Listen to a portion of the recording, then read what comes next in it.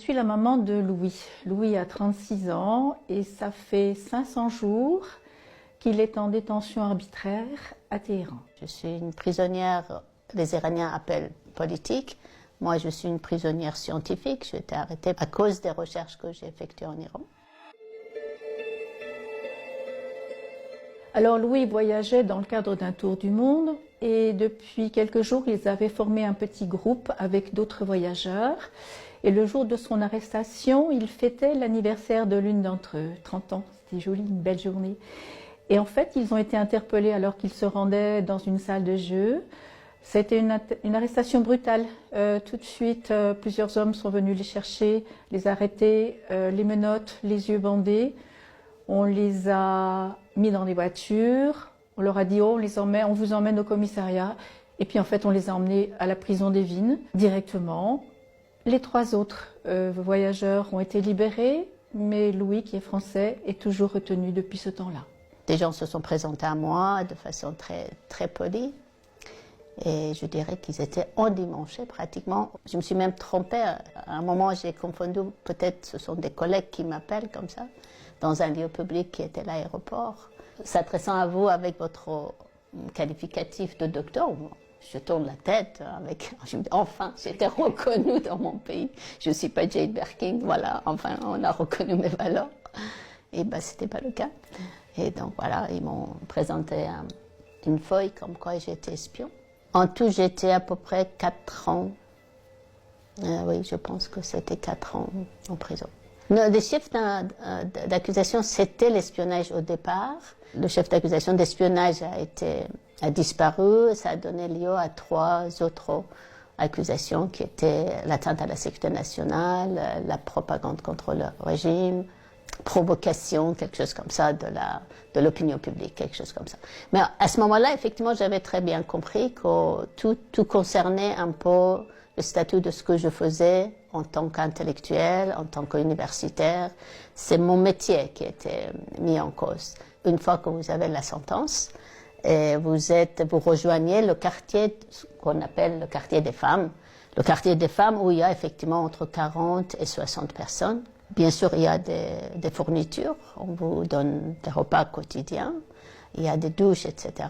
Et on vous donne aussi de quoi vous faire la cuisine vous-même. Louis a été détenu pendant 6 mois dans le quartier de haute sécurité où il ne disposait d'aucun confort, privé de tout et surtout privé de communication avec l'extérieur, manque de nourriture, dormir au sol, de rares sorties dans la cour, un accès à l'hygiène restreint.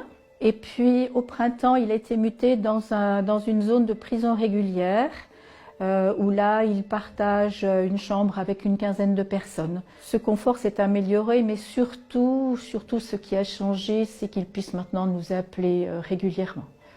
Mais ça fait 500 jours qu'il est détenu arbitrairement.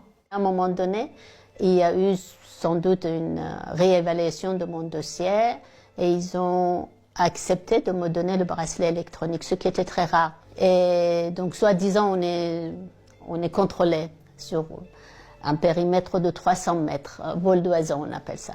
Donc, j'étais chez ma mère, donc seule. Je dirais que c'est la partie la plus difficile pour moi, parce que j'avais pas de droit de visite, sauf mes 2 sœurs, bien sûr. Et donc là, ça a duré, je crois, à peu près 15 mois. Pour avoir transgressé les lois, donc on m'a fait retourner en prison jusqu'à ce que j'ai été libérée enfin avec le pardon du guide de la Révolution. Mon fils, effectivement, a été jugé et on lui a attribué une peine de 5 ans de prison. Pour moi, ce qui définit cette situation, c'est vraiment le mot arbitraire, puisque les chefs d'accusation sont rassemblement, collusion et puis propagande contre l'État. Il n'a rien fait de tout cela. Ce ne sont pas des vrais motifs, ce sont des prétextes qui ont permis à un juge de décider seul. Encore une fois, c'est arbitraire, hors de la présence des avocats, c'est arbitraire, de lui donner une peine de prison de 5 ans. On souhaite que cette situation soit plus largement connue, la situation de l'emprisonnement de Louis et des autres Français qui sont encore là-bas. Ça dure depuis trop longtemps, sans motif, comme on l'a dit, c'est arbitraire, donc il faut que ça soit connu, il faut se préserver de ça, ne pas s'exposer à ça. Et je pense aux jeunes qui voudraient voyager comme lui, avec ce même désir d'aller rencontrer des cultures, des gens qui sont tellement hospitaliers, mais bon, les habitants et l'administration, c'est deux choses différentes pour l'instant en Iran.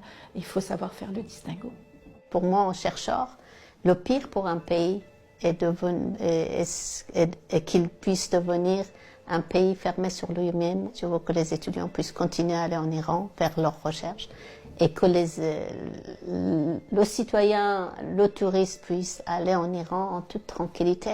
Voilà mon combat. Je partage tout à fait le point de vue de Fariba, c'est que l'environnement qui est si difficile en ce moment en Iran puisse changer, permettre rapidement le retour des Français chez eux, ceux qui sont retenus contre leur gré.